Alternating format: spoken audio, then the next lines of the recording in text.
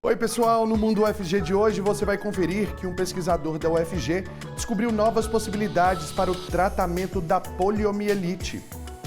Vamos te contar também sobre os 4 anos de existência da Cátedra Sérgio Vieiro de Mello, que ajuda refugiados no Brasil. Fique com a gente porque o Mundo UFG já está no ar.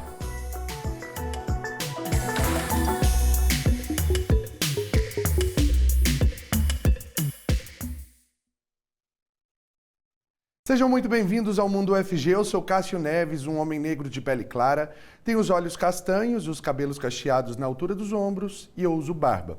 Eu sempre faço a descrição de todas as pessoas que aparecem aqui na telinha para tornar a programação mais acessível ao nosso público cego e de baixa visão, além da acessibilidade em Libras para o público surdo. O nosso intérprete de Libras é o professor Diego Barbosa, coordenador do Laboratório de Tradução Audiovisual Acessível, o LabTAV. O professor se descreve como um homem de pele clara, com cabelos e olhos castanhos e tem a barba cheia. E participe com a gente por meio do nosso WhatsApp, é só você mandar a sua mensagem para esse número que aparece aqui embaixo da sua tela, o 629-9181-1406. Você pode também começar a seguir a gente por meio do nosso Instagram, @TVUFG, interagir com a gente por lá também. E agora eu já vou caminhando aqui para o nosso sofá, para receber os nossos convidados, que na verdade já estão aqui com a gente. Hoje aqui comigo o pesquisador Daniel Souza, do Instituto de Patologia Tropical e Saúde Pública da UFG. É ele o responsável por estudar a interação do vírus da poliomielite com o corpo do ser humano, né, Daniel?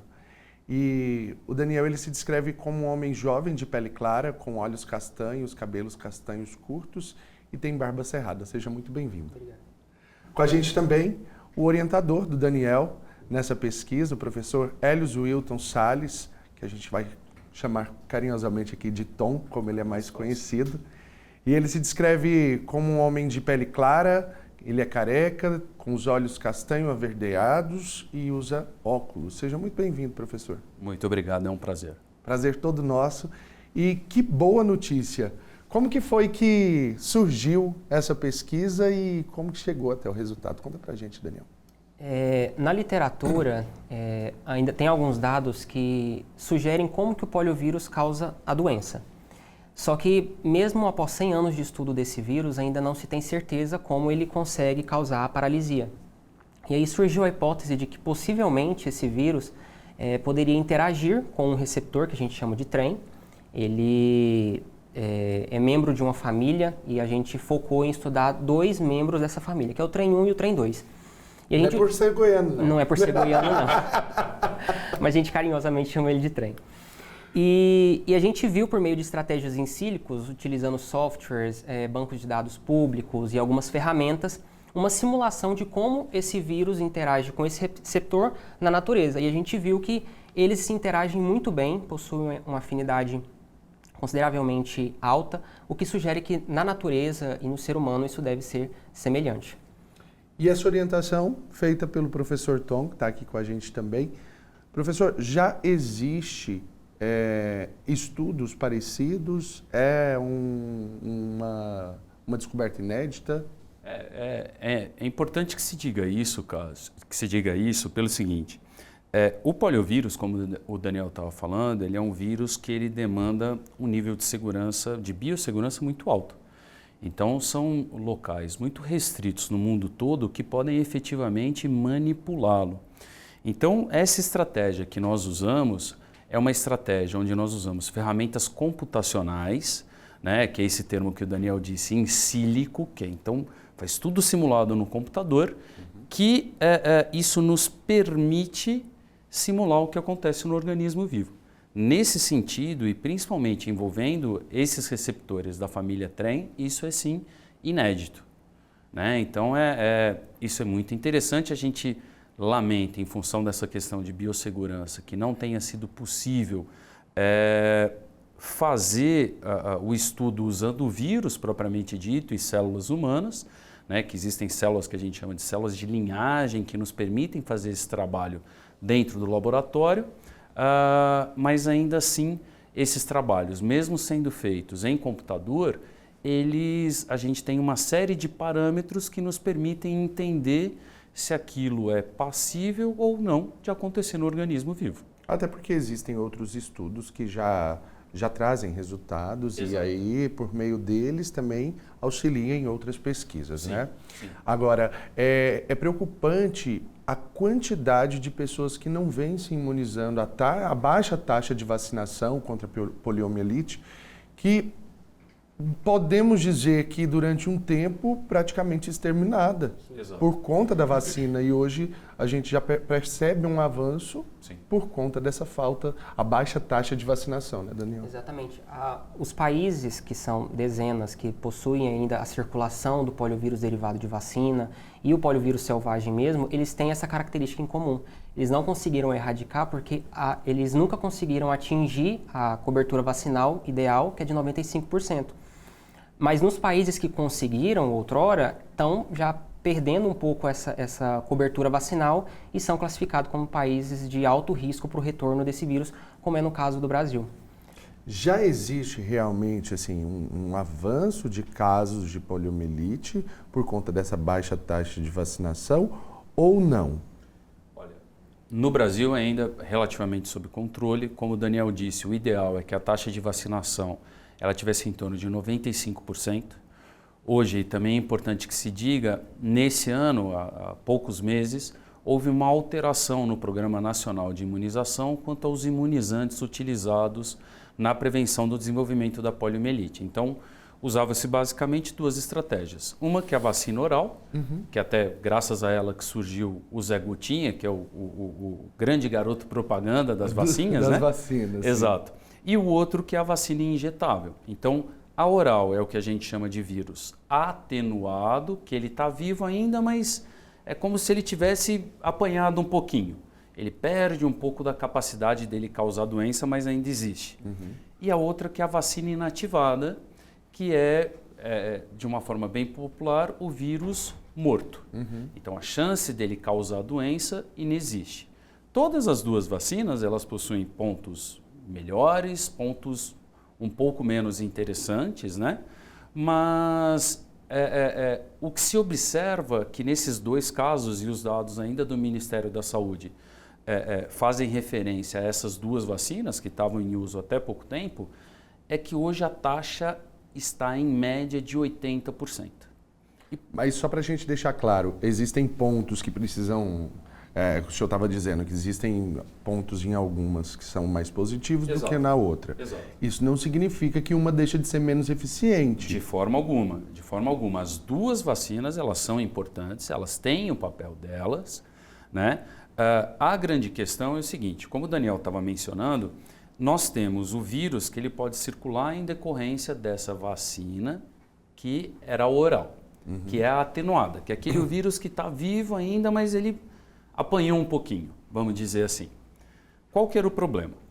O indivíduo, ao receber essa vacina, ele poderia eliminar nas fezes o vírus.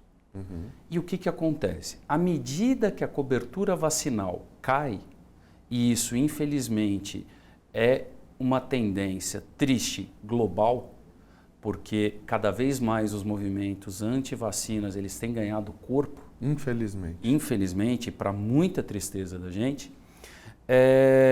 você começa a ter muito mais indivíduos suscetíveis e esse vírus vai para o esgoto nessa pessoa suscetível, especialmente em locais onde você tem questões sanitárias precarizadas, precárias, as pessoas acabam se infectando em decorrência disso. Por outro lado, a vacina inativada, ela também traz uma resposta importante, também traz uma imunização importante e a grande vantagem dela é para ajudar nesse processo de recuperação, de cobertura vacinal, sem haver a necessidade, ou melhor, sem haver o risco dessas pessoas se infectarem, porque o vírus ali ele já está morto. De uma maneira bem mais clara para você que nos acompanha, a poliomielite, que é a paralisia infantil. Exato. É a mesma paralisia infantil que durante tantos anos aterrorizou realmente a população. Eu mesmo tenho uma tia que foi vítima da paralisia infantil em épocas que ainda não existia a vacinação. Hoje ela está com 53 anos, mas a perspectiva de vida nem era essa. Exato. Então, assim, o professor explicando toda essa realidade, O que a gente quer entender agora é como que a sua pesquisa ela impacta, então, nessa realidade que nós temos. Sim, se em estudos futuros a gente puder testar esses resultados em testes in vitro ou em vivo, a gente pode estar desvendando uma maneira de como frear ou atenuar os efeitos desse vírus. Então, a gente pode imaginar se esse receptor que interage com o poliovírus ele está causando um estrago maior, se inibir ele pode ser uma solução, mesmo que impedindo a replicação viral ou atenuando os efeitos da paralisia mesmo. Então é aí que o nosso trabalho entra com essa perspectiva. E com essa baixa taxa vacinal, acontece do vírus sofrer mutação, pelo menos é o que a gente pensa, que você até confirma para mim se sim ou não, e ainda assim poderia haver essa solução dentro dessa mutação, provavelmente. Exatamente, porque que nem o professor estava falando, a OPV, que é a vacina oral, ela precisou ser retirada justamente por causa disso, porque ela é uma vacina muito inteligente, ela consegue imunizar tanto o indivíduo diretamente, que recebeu a vacina, quanto indiretamente, porque esse vírus ele vai parar em águas residuais e naqueles países em desenvolvimento, quando a criança tem contato com esse vírus lá, ela acaba sendo imunizada indiretamente. Isso não é um problema se a população tiver imunizada. Só que como a cobertura vacinal está caindo, esse vírus ele pode começar a circular, não parar, e ele sofre mutações e causa a paralisia devido a esse vírus presente em águas residuais e etc. Então, ou seja, a necessidade realmente da gente deixar esse alerta é muito grande, né?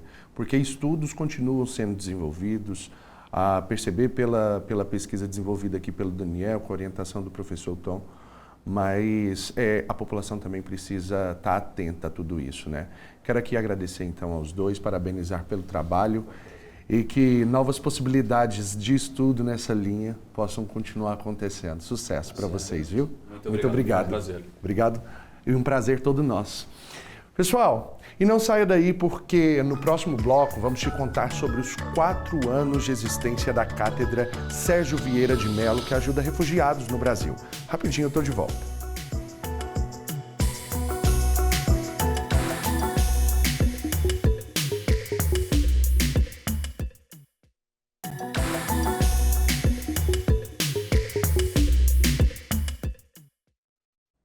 Muito bem, já estamos de volta com o Mundo UFG e agora eu te conto que a Cátedra Sérgio Vieira de Mello completou 4 anos de existência na UFG. Ela faz parte da Agência da ONU para Refugiados e ajuda essa população com diversos serviços. Conheça um pouco da história da Cátedra na UFG, na matéria da Amanda Dutra e do Israel Alencar. Rodou. Olá, eu sou a Andréa Vettorassi, sou socióloga, professora da Faculdade de Ciências Sociais da Universidade Federal de Goiás e atualmente a coordenadora geral da Cátedra Sérgio Vieira de Mello, que, como o próprio nome diz, é uma cátedra, ou seja, uma carta de intenções que a gente apresentou para a ONU, provando as nossas potências, a capacidade de nos organizarmos em torno de projetos que envolvem o ensino, a pesquisa e a extensão em prol dos imigrantes e dos refugiados do estado de Goiás. A cátedra ela foi idealizada em meados de novembro de 2020, pensada por muitas mãos diferentes, por professores do curso de Relações Internacionais, das Ciências Sociais, do Núcleo de Direitos Humanos, do Direito, com essa intenção de estreitarmos laços com um projeto que já existia no Alto Comissariado das Nações Unidas para Refugiados, que é o Acnur.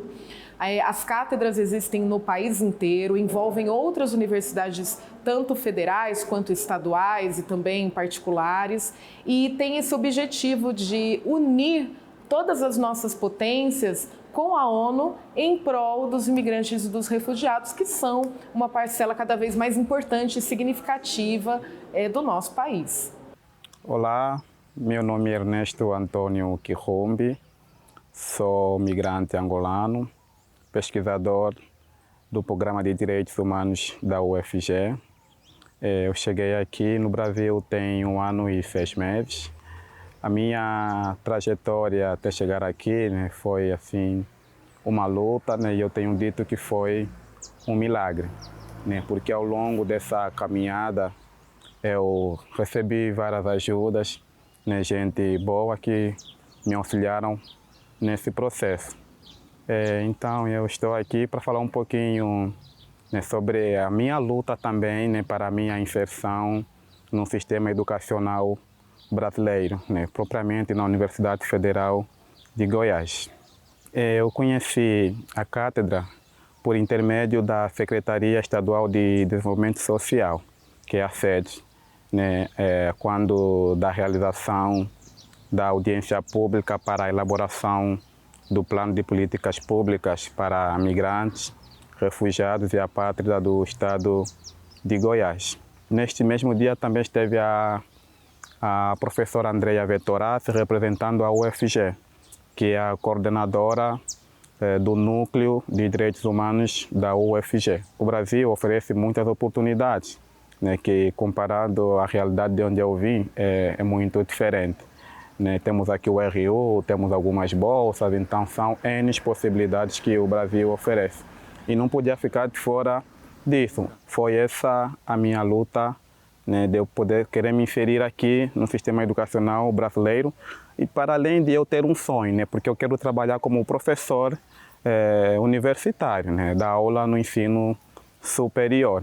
É importante destacar que a cátedra ela tem essa interdisciplinaridade, ela envolve muitas unidades acadêmicas dentro da UFG e faz esse trabalho tão bonito de unir muitos dos projetos que existem aqui dentro, mas também a cátedra leva o nome da UFG para outras instâncias da vida em sociedade. Então temos parcerias muito importantes num trabalho de advocacy mesmo, com secretarias municipais, secretarias estaduais e também comitês, projetos em âmbito federal. Então, essas pessoas me ajudaram no seguinte, na elaboração do meu projeto de pesquisa, eu tive que contactar muitas vezes a cátedra e na capacitação para a minha participação, ou seja, naquilo que foi a minha participação no curso, para que a gente pudesse concorrer nos PPGs oferecidos na UFG, num edital especial voltado para os migrantes e refugiados aqui no Brasil, propriamente no estado de Goiás.